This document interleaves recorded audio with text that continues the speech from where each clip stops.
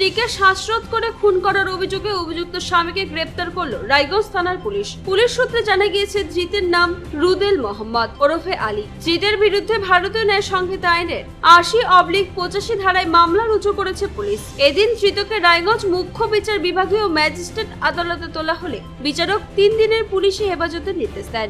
বস্তুত রায়গঞ্জের কৃষ্ণপুরী এলাকায় এক গৃহবধূর রক্তাক্ত ঝুলন্ত মৃতদেহ উদ্ধারকে কেন্দ্র করে তীব্র চাঞ্চল্য ছড়িয়েছিল এলাকায়। মৃতার নাম মেহেরজান খাতুন, বয়স 19 বছর। মৃতার পরিবারের অভিযোগ এটি আত্মহত্যা নয়, পরিকল্পিত খুন। ঘটনার পর থেকে মৃতার স্বামী রুদেল আলী সহ শ্বশুরবাড়ির লোকজন পলাতক ছিল।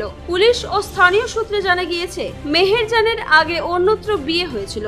পরে গ্রামেরই যুবক রুদেল আলীর সঙ্গে প্রেমের সম্পর্ক গড়ে ওঠে। সেই সম্পর্কের জেরে তিনি প্রথম স্বামীর বাড়ি ছেড়ে রুদেলের সঙ্গে বসবাস শুরু করেন। মৃতার বাপের বাড়ির অভিযোগ, প্রেম করে বিয়ের 1-2 মাস পর থেকেই পণের দাবিতে মেহেরজানের ওপর মানসিক ও শারীরিক নির্যাতন শুরু হয়। এরপরেই ওই প্রধান রক্তাক্ত দেহ উদ্ধার হয়। মৃতার বাপের বাড়ির সদস্যদের দাবি, মৃতদেহে মারধরের একাধিক চিহ্ন এবং রক্তের দাগ ছিল। সেই কারণেই তারা এটিকে খুন বলে সন্দেহ করেছেন। খবর পেয়ে রায়গঞ্জ থানার পুলিশ দেহটি উদ্ধার করে ময়নাতদন্তের জন্য রায়গঞ্জ মেডিকেল কলেজ ও হাসপাতাল মর্গে পাঠায়। ম্যাজিস্ট্রেট, পুলিশি ক্যামেরাম্যান ও ময়নাতদন্ত চিকিৎসকদের উপস্থিতিতে মৃতদেহের ময়নাতদন্ত করা হয়। এই ঘটনায় রায়গঞ্জ থানায় লিখিত অভিযোগ দায়ের করা হলে অভিযোগের ভিত্তিতে এদিন অর্থাৎ মঙ্গলবার স্বামী রুদেল মোহাম্মদকে গ্রেপ্তার করে রায়গঞ্জ থানার পুলিশ। রায়গঞ্জ থেকে বিথিকা পালের রিপোর্ট, কুলিক নিউজ।